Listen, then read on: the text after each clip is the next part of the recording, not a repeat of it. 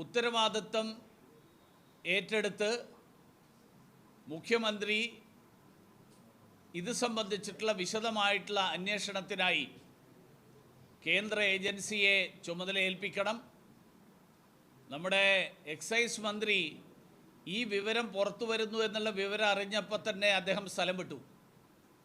അദ്ദേഹം 5 രാജ്യങ്ങളിലെ സന്ദർശനത്തിനാണ് അദ്ദേഹം പോയിരിക്കുന്നത്. ഇപ്പോൾ നിങ്ങളെയൊക്കെ തെറ്റിദ്ധരിപ്പിച്ചിരിക്കുന്നത് ഞാൻ കണ്ടിട്ടുള്ള പത്രങ്ങളിലൊക്കെ വന്നിട്ടുള്ള വാർത്ത അദ്ദേഹം 3 രാജ്യങ്ങളിലെ സന്ദർശനത്തിന് പോകുന്നു എന്നാണ്. അദ്ദേഹം വളരെ നേരത്തെ തീരുമാനിച്ച യാത്രയാണെന്നാണ്. പക്ഷേ വിദേശകാര്യ വകുപ്പിന് ഈ യാത്രയ്ക്ക് വേണ്ടിയിട്ടുള്ള അനുമതി തേടിക്കൊണ്ടുള്ള അപേക്ഷ അദ്ദേഹം സമർപ്പിച്ചത് 22-ാം തീയതിയാണ്. 24-ാം തീയതിയുള്ള യാത്രയ്ക്ക് 22-ാം തീയതി തീരുമാനമെടുത്തു എന്നാണ് അതിൽ നിന്ന് മനസ്സിലാകേണ്ടത്.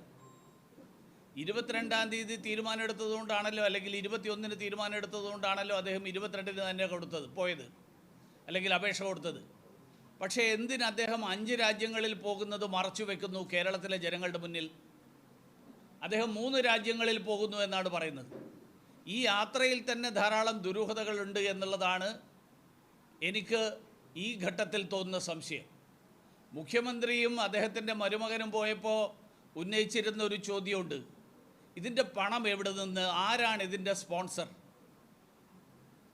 ഇതേ ചോദ്യം എക്സൈസ് മന്ത്രിയുടെ യാത്രയുടെ കാര്യത്തിലും കേരളത്തിലെ ജനങ്ങൾ അറിയാൻ ആഗ്രഹിക്കുന്നു. കേരളത്തിലെ എക്സൈസ് മന്ത്രി മാർക്സിസ്റ്റ് പാർട്ടിയുടെ നേതാവാണ്, തൊഴിലാളി പാർട്ടിയുടെ നേതാവാണ്, സ്വന്തമായിട്ട് ബിസിനസ്സൊന്നും ഇല്ലാത്ത ഒരാളാണ്.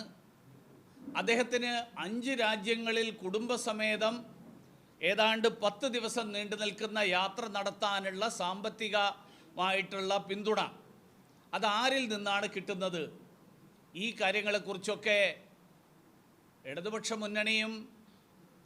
മുന്നണിയുടെയും മാർക്സിസ്റ്റ് പാർട്ടിയുടെയും നേതാക്കന്മാർ വിശ്രമിക്കാൻ വേണ്ടി പോകുന്നു എന്നാണ് മുഖ്യമന്ത്രിയുടെ കാര്യത്തിൽ പറഞ്ഞത്.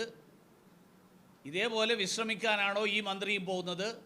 നമ്മുടെ രാജ്യത്തെ ജനങ്ങളൊക്കെ വിശ്രമിക്കാൻ വേണ്ടിയിട്ട് വിദേശത്ത് പോകുന്നതിനെ പ്രോത്സാഹിപ്പിക്കണം എന്നുള്ള സമീപനമാണോ സംസ്ഥാന സർക്കാരിനുള്ളത് എന്നുള്ളതൊക്കെ കേരളത്തിലെ ജനങ്ങൾ ചോദിക്കുന്ന ചോദ്യങ്ങളാണ്. ഈ ചോദ്യങ്ങൾക്ക് കൂടി വരും ദിവസങ്ങളിൽ മാർക്സിസ്റ്റ് പാർട്ടിയുടെ നേതാക്കന്മാരും മുഖ്യമന്ത്രിയുമൊക്കെ ജനങ്ങളോട് വിശദീകരിക്കണം എന്നാണ് എനിക്ക് ആവശ്യപ്പെടാനുള്ളത്.